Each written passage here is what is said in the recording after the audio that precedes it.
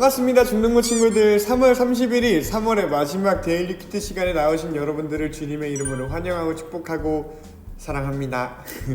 여러분 어떻게 잘 지내고 있나요? 3월 한 달을 마무리하는 오늘인데 한 달을 돌아보니 여러분들은 어떤 것이 좀 떠오르고 어떤 것이 기억에 남나요? 그 기억에 남는 것들이 좋은 것이든 안 좋은 것이든 그곳에 예수님께서 좌정하실 것이니 여러분들 그런 예수님을 왕으로 모시고 예수님과 함께 꽃길 한 걸음 한 걸음 걸어가는 저와 여러분 됐으면 좋겠어요. 그 한 스텝으로서 오늘 이 큐티 함께 했으면 좋겠고요. 그런 의미에서 전도사님이 기도하고 우리 같이 큐티 시작해보면 좋겠습니다. 기도합니다. 사랑의 하나님 아버지 감사합니다. 하나님 말씀을 들여다볼 때 하나님의 왕되심을 우리가 체험하게 하시고 하나님 말씀을 알아갈 때 하나님의 선하심과 하나님의 사랑을 또 그리스도인으로서 어떻게 살아야 하는지를 알 수 있는 우리들 될 수 있게 해주세요. 예수님 이름으로 기도드렸습니다. 아멘. 오늘 본문 말씀은 누가복음 23장 1절로 12절 말씀이에요. 함께 하나님 말씀 같이 읽어보면 좋겠어요. 그들이 모두 일어나서 예수님을 빌라도 앞으로 끌고 갔습니다. 그리고 예수님을 고소했습니다. 이 사람들은 백성들을 미혹시키고 가이사에게 세금을 바치지 못하게 했으며 자기가 그리스도 곧 왕이라고 주장합니다. 빌라도가 예수님께 물었습니다. 당신이 유대인의 왕이요? 예수님께서 대답하셨습니다. 네가 말한 대로다. 빌라도가 대제사장들과 군중들에게 말했습니다. 나는 이 사람에게서 아무런 죄도 찾지 못하겠소. 그러나 사람들은 계속해서 주장했습니다. 이 사람이 갈릴리에서부터 시작해서 온 유대를 돌아다니고 이곳까지 와서 백성들을 선동하고 있습니다. 빌라도가 이 말을 듣고 예수님이 갈릴리 사람인지 물었습니다. 예수님이 헤롯의 관할 지역 아래 있다는 것을 알고 예수를 헤롯에게로 보냈습니다. 당시 헤롯은 예루살렘에 와 있었습니다. 헤롯은 예수님을 보고 매우 기뻐했습니다. 그는 오래전부터 예수님에 대해 듣고 한번 만나보기를 원했기 때문입니다. 헤롯은 예수님께서 기적을 행하는 모습을 보고 싶어 했습니다. 헤롯이 예수님께 여러 가지 말로 질문을 했지만 예수님은 한마디도 대답하지 않았습니다. 대제사장들과 율법학자들은 곁에 서서 예수님을 강력하게 고소하였습니다. 헤롯은 군사들과 함께 예수님을 경멸하였습니다. 그리고 화려한 옷을 입히고 조롱한 후 다시 빌라도에게 보냈습니다. 예전에 빌라도와 헤롯은 서로 원수였지만 그날의 헤롯과 빌라도는 서로 친구가 되었습니다. 아멘. 이런 내용이네요. 예수님이 팔리고 있는 장면이에요. 예수님이 팔리고 나서 이제 빌라도와 헤롯이라는 사람한테 심문당하는, 심판받는 그런 장면이죠. 우리 여러분의 눈과 마음과 귀로 다시 한번 이 말씀 보고 같이 큐티 나눠봤으면 좋겠습니다. 시작! 여러분은 어느 부분에 좀 묵상이 되고 마음에 남고 있는지 모르겠네요. 전도사님의 묵상을 함께 들어보면서 오늘 말씀을 좀 더 풍성하게 나눠보면 좋겠어요. 한동안 또 말을 못했었는데 다시 한번 강조하는 것은 전도사님 개인적인 묵상이니까 절대 진리가 아니거든. 그냥 전도사님의 삶에서 해석되어지고 삶에서 가져가고 싶은 하나님 말씀을 전도사님이 만난 거를 여러 가지 소개해주는 거니까 이게 정답은 아니겠다 싶어요. 근데 좋은 가이드가 될 만하다라고 생각이 되어서 여러분들에게 나누는 것이니 좀 자유롭게 우리가 이거를 들어봤으면 좋겠습니다. 어쨌든 전도사님은 어느 부분에 좀 마음이 와닿냐면은 빌라도가 이렇게 얘기를 해요. 나는 이 사람에게서 아무 죄도 찾지 못했습니다 라고 얘기를 하지요. 이거는 다른 복음서를 보면 좀 더 구체적으로 나와요. 또 빌라도와 빌라도의 아내가, 이 아내는 꿈까지 꾸면서 예수님이 무죄인 거를 알지요. 또 이 빌라도가 예수님이랑 대화를 하면서 이 사람이 죄를 내가 찾을 수 없다라는 거는 이제 이 복음서 안에서도 다른 성경 안에서도 계속해서 이야기가 되고 있는 부분이 있어요. 그러면서도 이 마태복음 27장 즈음에는 어떤 일이 나오냐면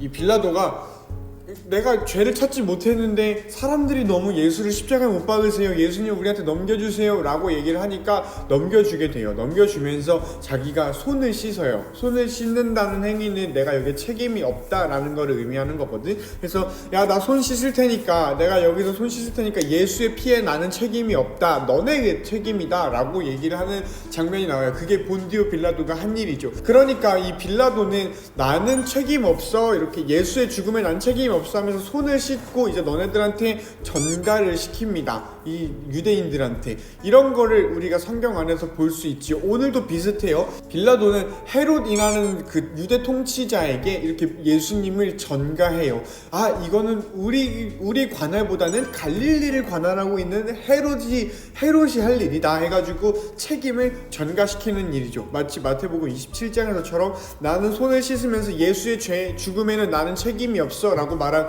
빌라도의 행동과 좀 결이 같다라고 볼 수 있을 것 같아. 그런데 우리 사도신경 어떻게 외우죠? 사도신경 기억나나요? 사도신경은 이렇게 얘기를 해요. 본디오 빌라도에게 고난을 받으사 십자가에 못 박혀 죽으시고, 본디오 빌라도에게 고난을 받으사 십자가에 못 박혀 죽으시고. 성경은 빌라도가 내가 손을 씻는 것을 보여주면서 예수의 죽음에 난 책임이 없어 라고 얘기를 하지만, 사도신경, 이 사도 형님들이 정한 우리의 신앙 고백, 교회가 전통적으로 가지고 오고 있는 이 신앙 고백에서는 본디오 빌라도한테 고난을 받았다 라고 얘기를 하지요. 이런 걸 보면은 이 손을 씻었다고 해서 헤롯이라는 사람에게 책임을 전가시킨다고 해서, 다른 말로 하면은 내 책임 아니야 라는 구실들을 만들었다고 해서 그 사람의 죄가 없어지는 것 아니다 라는 거를 좀 보여주는 대목인 것 같아요. 물론 이 내용이 가지고 있는 어떤 뭐랄까 예수님에 대한 사건들, 이거가 주는 의미도 풍성하고 우리가 기억해야 될 것들이 있겠다만, 전도사님한테 오늘 다가오는 건 어떤 거냐면, 빌라도가 스스로의 손에 피를 묻히지 않았다 하더라도 이 빌라도는 예수를 죽인 사람으로 성경은 어떤 교회 전통은 고백을 해요. 이 말은 뭐냐면은, 나는 이 사람에게서 죄를 찾을 수가 없다. 이 사람 죄인 아닌 거 내가 안다. 세상이 안다. 그냥 너네가 혐오질 하는 거고, 너네가 안티질 하는 거고, 너네가 그냥 이렇게 하는 거 아니냐. 이 사람은 무고하다라는 거를 알고 있음에도, 이거를 내가 알고 있는 내 소신껏 곧 정의롭게 처리를 하면은 나한테 어떤 피해가 있을 걸 알고 책임을 전가시키는 것, 이거 불의하다라고 말을 하겠다 싶은 거죠.